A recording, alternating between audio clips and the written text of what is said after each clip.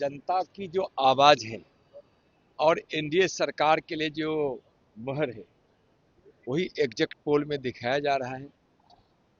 और मुझको तो लग रहा है कि उससे भी ज्यादा एनडीए के पक्ष में सीटें आएंगी। 2/3 बहुमत से भी ज्यादा सीटें लेकर एनडीए सरकार बनाएगी।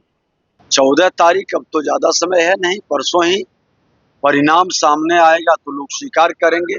शपथ किसी को लेने में कहाँ कोई रोकता है, कोई किसी से शपथ ले सकता है। और एनडीए सरकार भारी बहुमत से बनने जा रही है। नमस्कार, आप देख रहे हैं न्यूज हाट। मैं हूं आपके साथ अस्मी सराफ। केंद्रीय मंत्री नित्यानंद राय ने एग्जिट पोल को लेकर बड़ा दावा किया है। उन्होंने कहा है कि जो एग्जिट पोल आया है उससे ज्यादा हम लोगों को सीटें आने वाली है। उन्होंने कहा कि जनता ने खूब प्यार बरसाया है और वोट किया है। वो कहते हैं कि हम लोगों को जनता सत्ता देने जा रही है। आगे उन्होंने कहा कि लोगों के लिए जो काम किया गया है वो चुनाव में मतदान के समय देखा गया। वो कहते हैं कि इस बार एनडीए की सरकार बनेगी और भारी बहुमत के साथ बनेगी। 2 दिनों के अंदर में सब कुछ साफ हो जाएगा। उन्होंने विपक्ष पर भी जमकर हमला बोला है। हंसकर उन्होंने कहा कि वो लोग भी मान जाएंगे कि उनकी सरकार इस बार भी नहीं बनने वाली है। आगे वो क्या कह रहे हैं उनको सुनिए।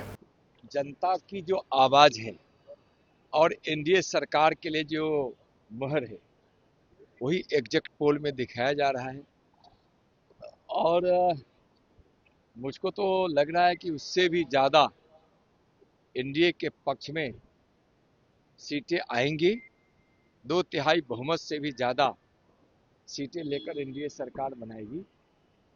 बिहार में जो माननीय प्रधानमंत्री श्री नरेंद्र मोदी जी के नाम और काम का असर है और बिहार के मुख्यमंत्री माननीय नीतीश कुमार जी के जो सुशासन की लहर है और युवा कल्याण, महिला कल्याण, गरीब कल्याण और किसान कल्याण के जो काम किया गया है वह चुनाव में मतदान के रूप में देखा जा रहा है।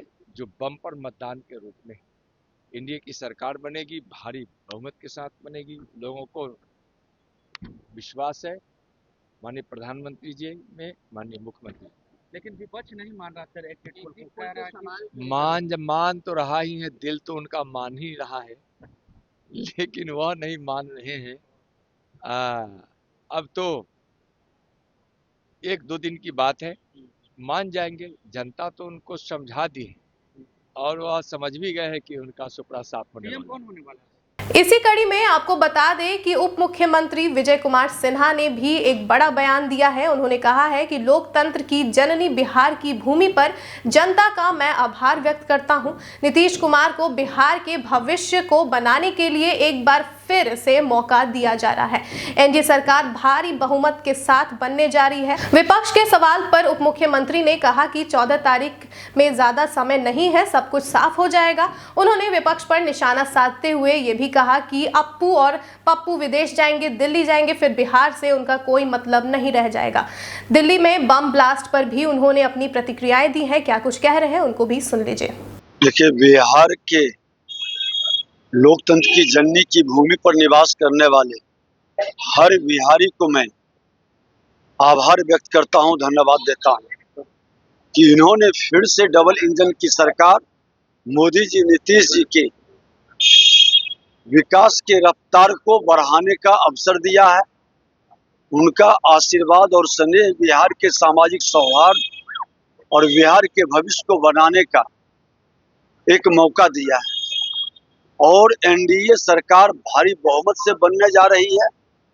बिहार के अंदर बिहार की जनता अपने अनुभवी और विकास के प्रति समर्पित भ्रष्टाचार मुक्त वातावरण बनाने के लिए एनडीए पर विश्वास व्यक्त किया है। लेकिन डपोर संखी घोषणाएं हवा हवाई करने वाले राजद कांग्रेस दोनों युवराज को बिहार की जनता ने सबक सिखाया। 14 तारीख अब तो ज्यादा समय है नहीं, परसों ही परिणाम सामने आएगा तो लोग स्वीकार करेंगे।